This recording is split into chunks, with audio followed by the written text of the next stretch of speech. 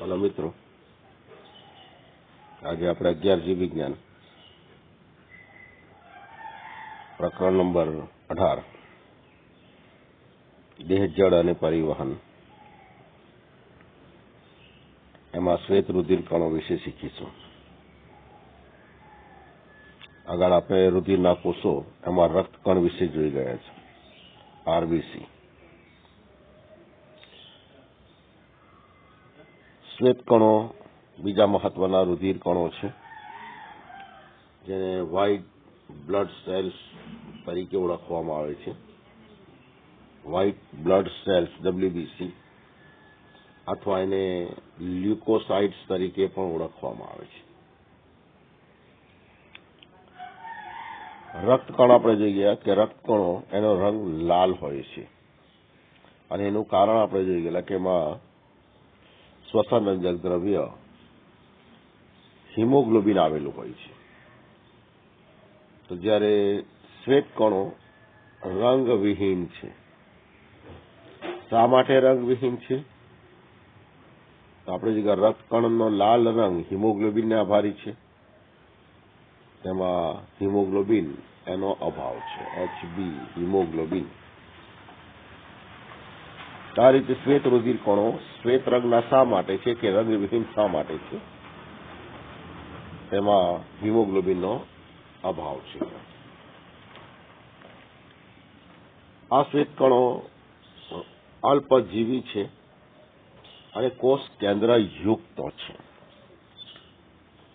આપણે જોઈ ગયા છે આગળ રક્તકણમાં કોષ કેન્દ્રનો અભાવ હોય છે, જ્યારે શ્વેત કણોમાં કોષ કેન્દ્ર આવેલું હોય છે અને કેટલાકમાં ખંડયુક્ત કોષ કેન્દ્ર જોવા મળે છે। એટલે કેટલાક કોષ કેન્દ્રમાં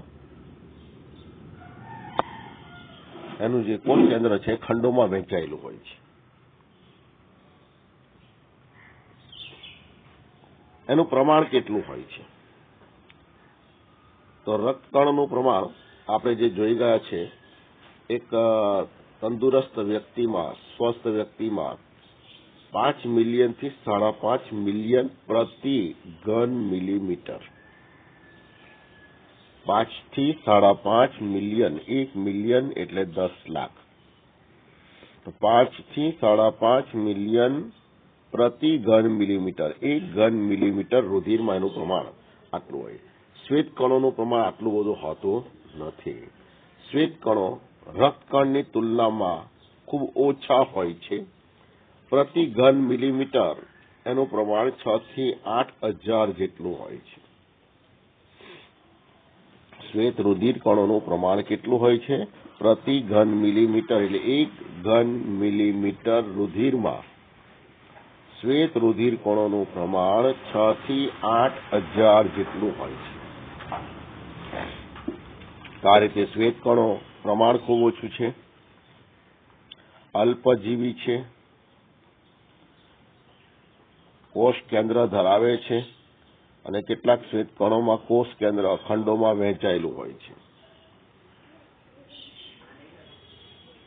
હવે આ જે શ્વેત કણો છે એના કેટલાક પ્રકાર છે। તો સૌથી પહેલા તો એના પ્રકાર શાને આધારે પાડવામાં આવેલા છે? તો કેટલાક શ્વેત કણોમાં ચોક્કસ દ્રવ્યની બનેલી કણિકાઓ આવેલી હોય છે, જ્યારે કેટલાક શ્વેત કણોમાં આવી કણિકાઓનો અભાવ હોય છે। આ કણિકાઓ કોષ રસમાં આવેલી હોય છે। તો કોષ રસમાં કણિકાઓની હાજરી કે ગેરહાજરી તેને આધારે શ્વેત રુધિર કણોના મુખ્ય 2 પ્રકાર પડે છે। શાને આધારે? કણિકાઓની હાજરી કે ગેરહાજરીને કારણે। એના 2 પ્રકાર છે। જે શ્વેત રુધિર કણોમાં કણિકાઓ આવેલી હોય તેને કહેવાય કણિકામય શ્વેત કણો। કણિકાઓની હાજરી ધરાવતા શ્વેત કણોને શું કહેવાય? કણિકામય શ્વેત કણો। અને કણિકાઓની હાજરી ન હોય તો તેવા શ્વેત કણોને કણિકા વિહીન શ્વેત કણો તરીકે ઓળખવામાં આવે. પણ આ બંને શ્વેત કણોનું પ્રમાણ સરખું હોતું નથી. કણિકામય શ્વેત કણો છે એનું પ્રમાણ અંદાજિત 70% આજુબાજુ છે. કણિકામય શ્વેત કણો કેટલા ટકા છે? 70%. જ્યારે કણિકા વિહીન જે શ્વેત કણો છે એ 30% આજુબાજુ છે. તો આ રીતે વધારે પ્રમાણમાં કણિકામય શ્વેત કણો આવેલા છે, ઓછા પ્રમાણમાં 30% જેટલા કણિકા વિહીન શ્વેત કણો આવેલા છે. હવે બંનેમાં શું તફાવત છે, બંનેના પ્રકાર કયા છે? તો પ્રશ્નમાં ઘણી રીતે આવે છે. શ્વેત રુધિર કણોના પ્રકાર વર્ણવો. તો કણિકામય શ્વેત કણો, કણિકા વિહીન શ્વેત કણો, પહેલા 2 પ્રકાર લખવાના. ત્યારબાદ કણિકામય જે શ્વેત કણો છે એ 3 પ્રકારમાં વહેંચાયેલા છે. આપણે જોઈ શકીએ તટસ્થ કણો, અમ્લરાગી કણો અને અલ્કરાગી કણો. કણિકામય જે શ્વેત કણો છે કેટલા પ્રકારમાં વહેંચાયેલા છે? 3 પ્રકારમાં વહેંચાયેલા છે. તટસ્થ કણો, અમ્લરાગી કણો અને અલ્કરાગી કણો. તો માત્ર કણિકામય શ્વેત કણોના પ્રકાર વર્ણવો. તો કણિકામય શ્વેત કણો કોને કહેવાય તે લખવાનું છે આપણે. કણિકાઓની હાજરી ધરાવતા હોય તેને. કુલ શ્વેત કણોમાં એનું પ્રમાણ કેટલું છે? તો આપણે જગ્યાએ આશરે 70% જેટલું. અને એના 3 પ્રકાર છે: તટસ્થ કણો, અમ્લરાગી કણો અને અલ્કરાગી કણો. આ 3 પ્રકાર લખવાના છે. 3 માર્કમાં પ્રશ્ન આ રીતે પૂછી શકાય. એ જ રીતે આપણે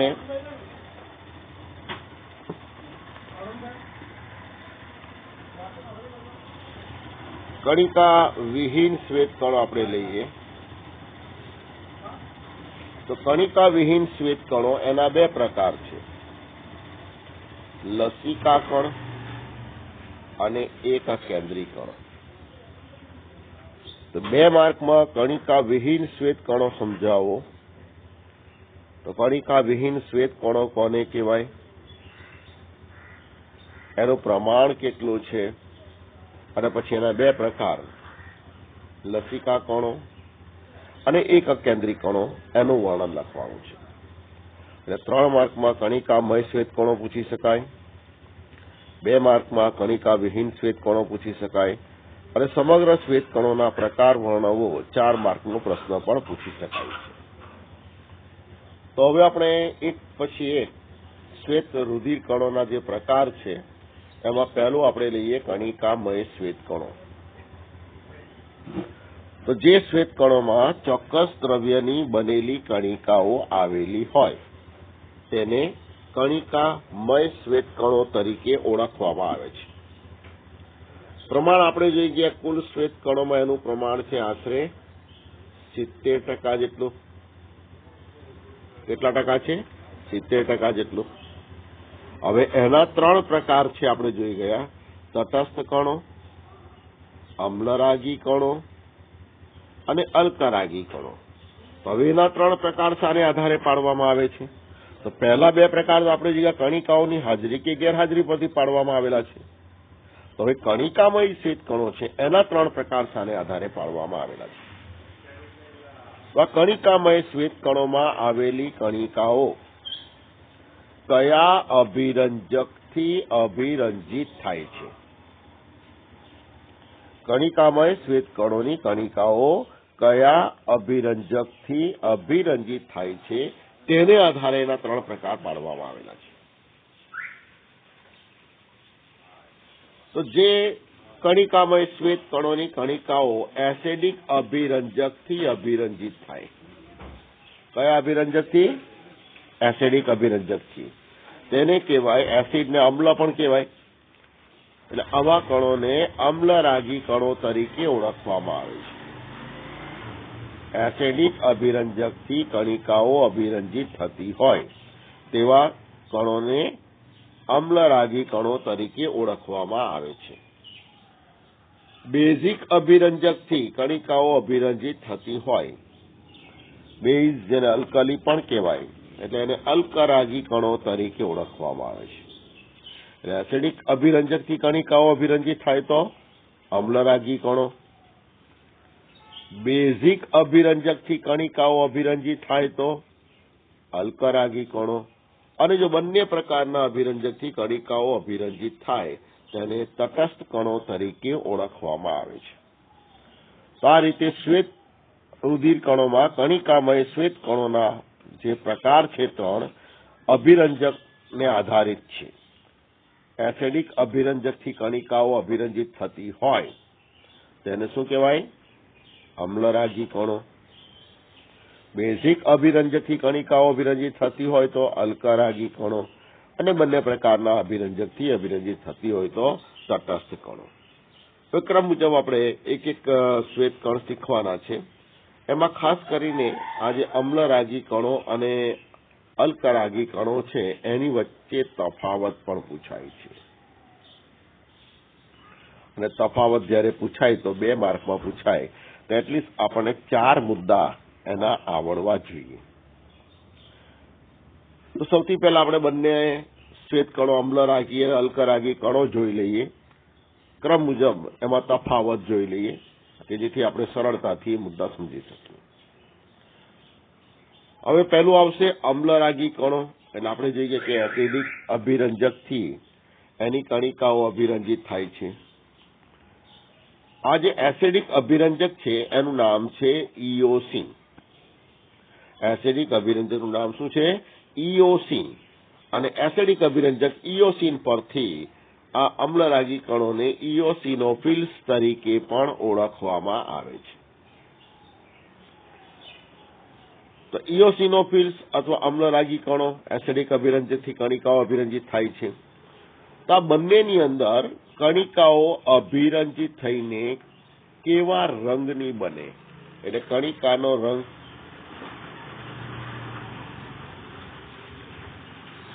અભિરંજિત થયા બાદ કણિકાઓ કેવા રંગની બને? તો તમે કેમિસ્ટ્રીમાં લિટમસ ટેસ્ટ કરતા હશો એસિડ બેઝ માટે. ભૂરા કદાચ યાદ હશે. એસિડ ભૂરાને લાલ બનાવે. એટલે એસિડિક અભિરંજકથી અમ્લરાગી કણોને અભિરંજિત કરવામાં આવે તેની કણિકાઓ લાલ રંગની બને. કણિકાઓ કેવા રંગની બની જાય? લાલ રંગની બની જાય છે. જ્યારે બેઝિક અભિરંજકથી અભિરંજિત કરતા અલ્કરાગી કણો એની કણિકાઓ ભૂરી બને છે, ભૂરા રંગની બને છે. તો બંનેમાં કણિકાનો રંગ પણ યાદ રાખવાનો છે. એટલે 2 તફાવત થઈ ગયા. અમ્લરાગી કણો એસિડિક અભિરંજકથી અભિરંજિત થાય છે એની કણિકાઓ, અલ્કરાગી કણો એની કણિકાઓ બેઝિક અભિરંજકથી અભિરંજિત થાય છે. એસિડિક અભિરંજક છે ઇઓસિન, એનાથી અભિરંજિત થાય છે. જ્યારે બેઝિક અભિરંજક છે મિથિલિન બ્લુ, એનાથી કણિકાઓ અભિરંજિત થાય છે. તો બંનેમાં અભિરંજક પણ જુદા છે. બીજો તફાવત, એક તો એસિડિક અભિરંજક, બેઝિક અભિરંજક. અભિરંજકનું નામ ઇઓસિન, આમાં મિથિલિન બ્લુ. કણિકાઓ અભિરંજિત થઈને કેવા રંગની બને છે? તો લાલ. એસિડિક અભિરંજકમાં લાલ અને બેઝોફિલ્સમાં કણિકાઓ અભિરંજિત થઈને ભૂરા રંગની બને. 3 તફાવત થઈ ગયા. ચોથું, આજે કણિકામય કોષ કેન્દ્રો શ્વેત કણો છે. કણિકામય શ્વેત કણો એમાં એનું જે કોષ કેન્દ્ર છે ખંડયુક્ત છે. તો કયા કણિકામય શ્વેત કણોનું કોષ કેન્દ્ર કેટલા ખંડોમાં વહેંચાયેલું છે? તો અહીં આપણે જોઈ શકીએ કે અમ્લરાગી કણો એનું જે કોષ કેન્દ્ર છે દ્વિખંડી છે. કોષ કેન્દ્ર 2 ખંડમાં વહેંચાયેલું છે. જ્યારે અલ્કરાગી કણો એનું જે કોષ કેન્દ્ર છે 2 થી 3 ખંડોમાં વહેંચાયેલું હોય છે. એટલે કોષ કેન્દ્રના ખંડો 2 અને 2 કે 3. કુલ શ્વેત કણોમાં આ શ્વેત કણોનું પ્રમાણ કેટલું છે? તો અહીં આપણે જોઈ શકીએ કે અમ્લરાગી કણો એનું પ્રમાણ છે કુલ શ્વેત કણોમાં 2 થી 3%. અમ્લરાગી કણો એનું પ્રમાણ કેટલું છે? 2 થી 3%. અને અલ્કરાગી કણો એનું પ્રમાણ સૌથી ઓછું છે 0.5 થી 1%. એટલે કે 1%થી પણ ઓછા પ્રમાણમાં બેઝોફિલ્સ કણિકાઓ જોવા મળે છે. બેઝોફિલ્સ પ્રકારના શ્વેતકણો આવેલા હોય છે. એટલે કેટલા તફાવત થઈ ગયા? 4 તફાવત થઈ ગયા. હવે એનું કાર્ય, જે એસિડોફિલ્સ છે એનું કાર્ય છે એ વિષ નિવારક ભૂમિકા ભજવે છે. સૂક્ષ્મ કીટાણુઓનો નાશ કરવાનું કાર્ય કરે છે. જ્યારે બેઝોફિલ્સ છે એલર્જી પ્રક્રિયામાં મહત્વનો ભાગ ભજવે છે. એલર્જી માટે જવાબદાર છે. એલર્જી માટે જવાબદાર આગળ આપણે એક પ્રશ્ન પ્રાણી પેશીઓમાં શીખી ગયા છે. સંયોજક પેશીમાં જ તંતુ ઘટક પેશી, વિશેષ સંયોજક પેશી. રુધિર એ પણ પ્રવાહી સંયોજક પેશી છે. તો તંતુ ઘટક પેશી અથવા વિશેષ સંયોજક પેશી એની રચનામાં આપણે જોઈ ગયેલા કે સરેશ જેવા આધાર દ્રવ્યમાં એકબીજા પરથી પસાર થતી તંતુઓની જાળી. 2 પ્રકારના તંતુ શીખી ગયેલા, એમાં શ્વેત તંતુ અને પીળા તંતુ, અને છૂટા છવાયા કેટલાક કોષો. તો 3 પ્રકારના કોષો હતા એમાં: તંતુ કોષો, ભક્ષક કોષો અને માસ્ટ કોષો. તેમાં માસ્ટ કોષો એમાં કેટલાક દ્રવ્યોનું સર્જન થતું હતું. એમાં આપણે જોઈ ગયેલા હિપેરિન, હિસ્ટેમાઇન અને સેરોટોનિન. અને હિસ્ટેમાઇન જ્યારે માસ્ટ કોષોમાંથી બહાર આવે ત્યારે એલર્જી થાય છે એવું જોઈ ગયેલા આપણે. તો અહીંયા પણ જોઈ શકીએ આપણે કે જે અલ્કરાગી કણો છે એ પણ હિપેરિન, હિસ્ટેમાઇન અને સેરોટોનિન દ્રવ્યનો સ્ત્રાવ કરે છે. અને આપણે જોઈ ગયા હિસ્ટેમાઇનને કારણે એલર્જી થાય છે. તો આ રીતે અમ્લરાગી કણોનું કાર્ય છે તે વિષ નિવારક ભૂમિકા ભજવે છે. અને અલ્કરાગી કણો એલર્જી પ્રક્રિયામાં મહત્વનો ભાગ ભજવે છે. તો તફાવત થઈ ગયો. ક્રમ મુજબ જોતા જઈએ આપણે. અમ્લરાગી કણોની કણિકાઓ એસિડિક અભિરંજકથી ઇઓસિનથી અભિરંજિત થાય છે. અલ્કરાગી કણો એની કણિકાઓ બેઝિક અભિરંજક મિથિલિન બ્લ્યુથી અભિરંજિત થાય છે. એક કણિકાઓ અભિરંજિત થઈને અમ્લરાગી કણોમાં લાલ રંગની બને છે. અલ્કરાગી કણોમાં ભૂરા રંગની બને છે. કોષ કેન્દ્ર અમ્લરાગી કણો એમાં દ્વિખંડી છે. અલ્કરાગી કણો 2 થી 3 ખંડોમાં વહેંચાયેલું છે કોષ કેન્દ્ર. પ્રમાણ અમ્લરાગી કણો 2 થી 3%, અલ્કરાગી કણો 1%થી પણ ઓછા. અને એનું કાર્ય અમ્લરાગી કણોમાં વિષ નિવારક ભૂમિકા ભજવે અને અલ્કરાગી કણોમાં એલર્જી પ્રક્રિયામાં મહત્વનો ભાગ ભજવે છે. તો આ તફાવતનો મુદ્દો થઈ ગયો. હવે જો પ્રશ્ન પૂછાય તો સાથે આકૃતિ પણ દોરવાની છે. તો અમ્લરાગી કણોની આકૃતિ આપણે દોરીએ તો શ્વેત કણો અને એનું કોષ કેન્દ્ર છે એ 2 ખંડોમાં વહેંચાયેલું બતાવવાનું. અંદર કણિકાઓ અને કોષરસ. જ્યારે અલ્કરાગી કણો એનું જે કોષ કેન્દ્ર છે 3 ખંડોમાં વહેંચાયેલું બતાવવાનું.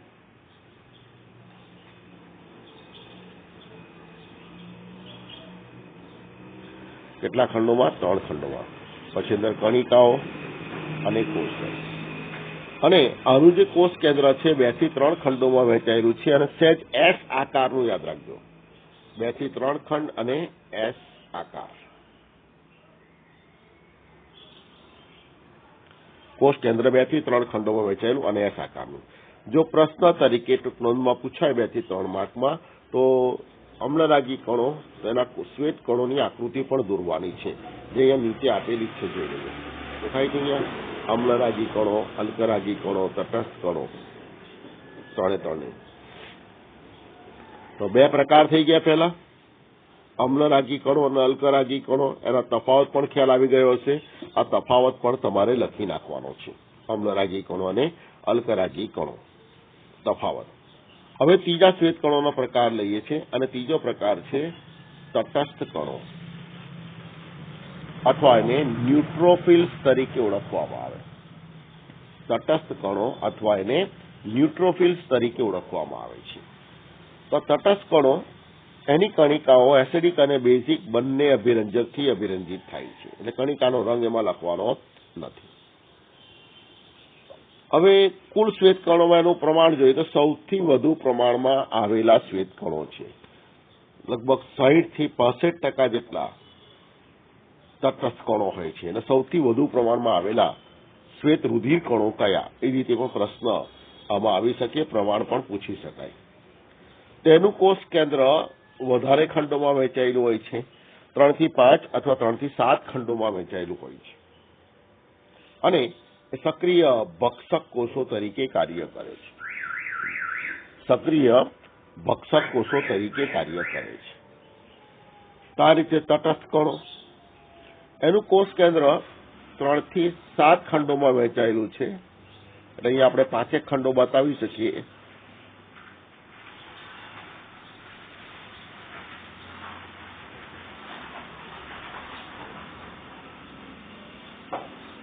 અંદર કણિકાઓ અને કોષ.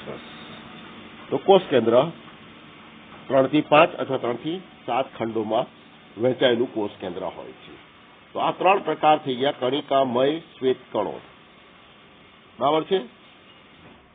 કુલ કણિકામય શ્વેત કણોનું પ્રમાણ આપણે જોઈ ગયા 70%, અને એમાંથી કયા શ્વેત કણો કેટલા પ્રકારમાં છે, તો સૌથી વધુ પ્રમાણમાં છે તટસ્થ કણો, એટલે કે ન્યુટ્રોફિલ્સ, 60 થી 65%. એના કરતા ઓછું પ્રમાણ છે પછી અમ્લરાગી કણો 2 થી 3%, અને અલ્કરાગી કણો 1% થી ઓછા પ્રમાણમાં હોય છે. તો અહીંયા કોઈ પણ શ્વેત કણો એમાં એની ટકાવારી પૂછી શકાય, કોષ કેન્દ્ર કેટલા ખંડોમાં વહેંચેલું હોય તે પૂછી શકાય, અને કાર્ય પૂછી શકાય. અને આ કુલ બધા જ શ્વેત કણોમાં 2 કોલમ બનાવીને પ્રશ્ન પણ આવે છે. કોલમ 1 ની અંદર શ્વેત રુધિર કણના પ્રકાર આપેલા હોય, અને કોલમ 2 ની અંદર કાં તો એની ટકાવારી આપેલી હોય, અથવા કોષ કેન્દ્ર વિશે આપેલું હોય, અથવા એનું કાર્ય આપેલું હોય. તો નીટ માટે આ એક મહત્વનો પ્રશ્ન થઈ ગયો, અને થિયરી માટે આપણે પ્રશ્ન જોઈ ગયા કે 3 માર્કનો પ્રશ્ન, કણિકામય શ્વેત કણોના પ્રકાર અને તફાવત અમ્લરાગી કણો અને અલ્કરાગી કણો. તો આ થઈ ગયા કણિકામય. હવે આપણે જોઈએ કણિકા વિહીન શ્વેત કણો, કે જે શ્વેત કણોમાં ચોક્કસ દ્રવ્યની બનેલી કણિકાઓની ગેરહાજરી હોય તેવા શ્વેત કણોને કણિકા વિહીન શ્વેત કણો તરીકે ઓળખવામાં આવે છે. અને કુલ શ્વેત કણોમાં એનું પ્રમાણ આપણે જોઈ ગયા આશરે 30% જેટલું, 30% પ્રમાણ છે. એના 2 પ્રકાર છે, લસિકા કણ અને એકકેન્દ્રી કણ. 2 માર્કમાં પ્રશ્ન પૂછી શકાય છે. તો સૌથી પહેલા આપણે લઈએ લસિકા કણો, અથવા એને લસિકાને લિમ્ફ તરીકે ઓળખવામાં આવે છે, એટલે એને લિમ્ફોસાઇટ્સ તરીકે પણ ઓળખવામાં આવે છે. શું કહેવાય એને? લિમ્ફોસાઇટ્સ તરીકે પણ ઓળખવામાં આવે છે. સૌથી નાના કદના છે. તો સૌથી નાના કદના શ્વેત કણો કયા? તો લસિકા કણો અથવા લિમ્ફોસાઇટ્સ.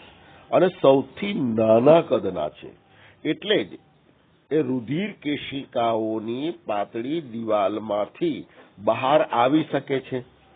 અને આપણે જે કહ્યું કે રુધિર કેશિકાની બહાર, રુધિર કેશિકા અને પેશી કોષોની વચ્ચે લસિકાનું માધ્યમ રહેલું હોય છે.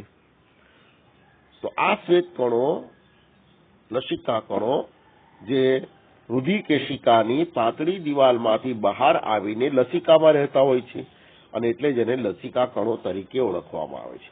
માત્ર આ જ કણો મોટે ભાગે લસિકામાં જોવા મળે વધુ પ્રમાણમાં. કુલ શ્વેત કણોમાં એનું પ્રમાણ છે 20 થી 25% જેટલું, 20 થી 25% જેટલું. એનું જે કોષ કેન્દ્ર છે